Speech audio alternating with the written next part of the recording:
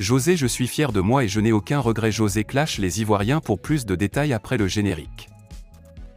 Avant de commencer, n'oubliez pas de vous abonner et d'activer la cloche de notification car cela va vous permettre de ne plus manquer à nos prochaines vidéos. C'est parti.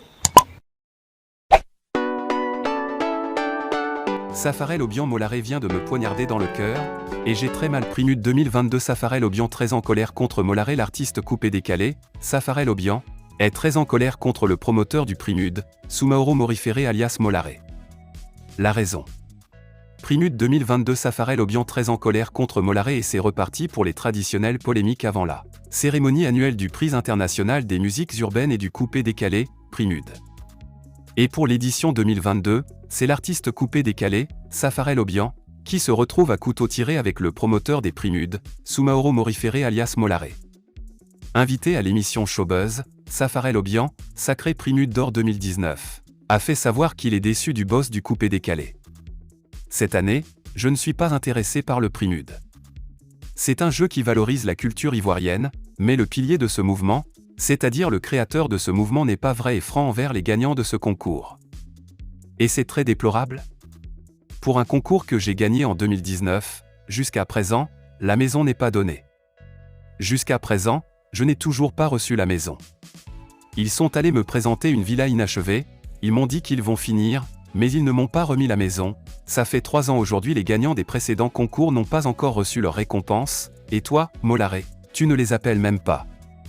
Aucune explication. Molaré, c'est un vieux père que j'aime bien, mais là, il vient de me poignarder dans le cœur, et j'ai très mal, a-t-il déploré.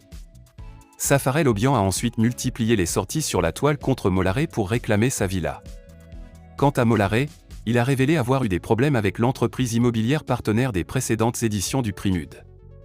L'affaire en procès, je ne veux pas me prononcer sur une affaire en procès, a-t-il déclaré lors de son passage à l'émission PPLK diffusée sur la 3.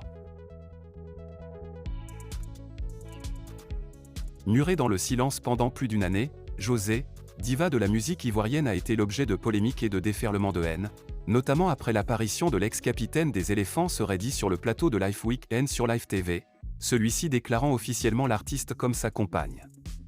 L'as des invectives dont elle était la cible, José Priscille Niacrou à l'état civil, a fait des sorties controversées sur ses réseaux en réponse à ses détracteurs, acte décrié par plus d'un.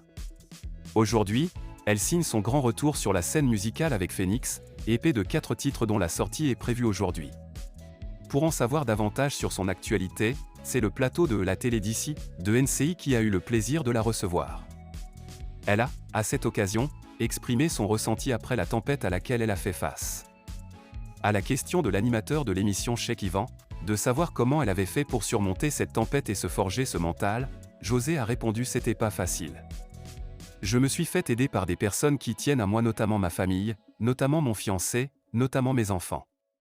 Au cours de la rubrique Questions directes, réponses directes, la chroniqueuse Sonia Guiza a interrogé l'artiste en ces mots: si tu avais la possibilité de remonter le temps, est-ce que tu ferais les mêmes choix? La réponse de José a été sans appel: oui, parce que c'est ce que j'aime, j'ai choisi ce métier. J'ai tout laissé pour ça. L'artiste a par ailleurs déclaré: il faut porter mes chaussures pour savoir ce qui se passe. Je suis fier de moi et je n'ai aucun regret.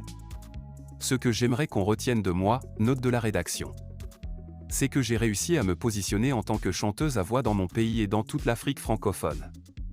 On peut dire sans risque de se tromper que José est bien décidé à réoccuper avec efficacité et effectivité son siège de diva de la musique ivoirienne.